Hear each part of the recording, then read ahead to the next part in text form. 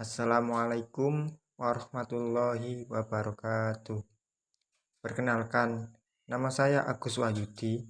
Saya mahasiswa semester 7, Prodi Ilmu Hukum, Universitas Merdeka Pasuruan.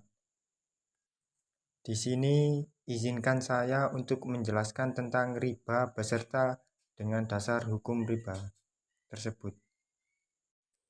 Pengertian riba secara bahasa adalah tambahan, bisa pula diartikan sebagai membesar atau tumbuh.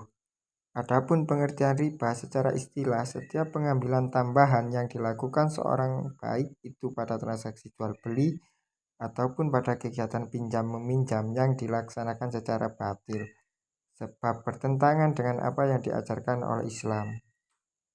Jika berpedoman pada pendapat Yusuf Al-Qaradawi, maka yang dimaksud dengan riba adalah setiap pinjaman yang atasnya mensyaratkan adanya tambahan, maka disebut dengan riba.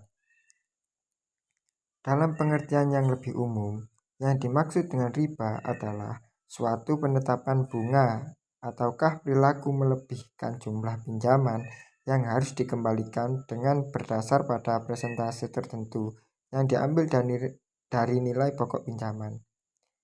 Ada banyak ayat Al-Quran yang membahas mengenai riba. Salah satunya adalah surah Ar-Rum ayat 39 yang memuat definisi riba. Bunyi dan terjemahannya adalah sebagai berikut. A'udzubillahi minasyaitonirrajim. Bismillahirrahmanirrahim. Wa ma ataitum mir riba liyarbu fi amwalin nasi fala yarbu indallah,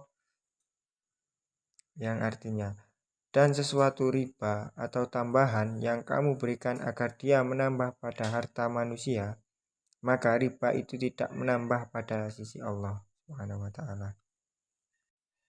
Ketentuan hukum riba sudah sangat jelas. Islam dengan tegas melarang umatnya untuk melakukan transaksi jual beli dan hutang piutang jika di dalamnya mengandung unsur riba. Dikarenakan di dalam Al-Quran dan hadis sudah ditetapkan bahwa dasar hukum riba sudah jelas diharamkan.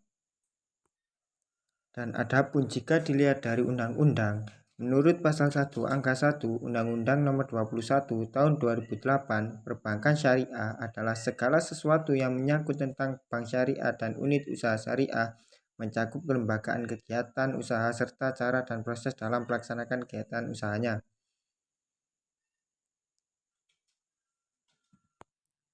Dan riba menurut penjelasan pasal 2 huruf A Undang-Undang Nomor 21 Tahun 2008 tentang perbankan syariah, penambahan pendapatan secara tidak sah atau batil antara lain dalam transaksi penukaran barang sejenis yang tidak sama kualitas, kuantitas, dan waktu penyerahan, atau dalam transaksi pinjam-meminjam yang mempersyaratkan nasabah menerima fasilitas pengembalian dana yang diterima melebihi pokok pinjaman karena berjalannya waktu.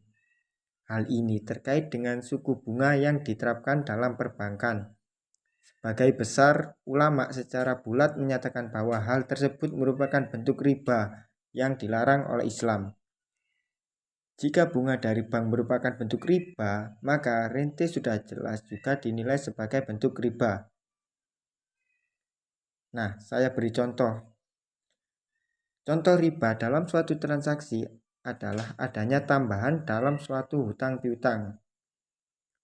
Seperti contoh ya, Utan meminjam uang sebesar 100.000 rupiah kepada Habib.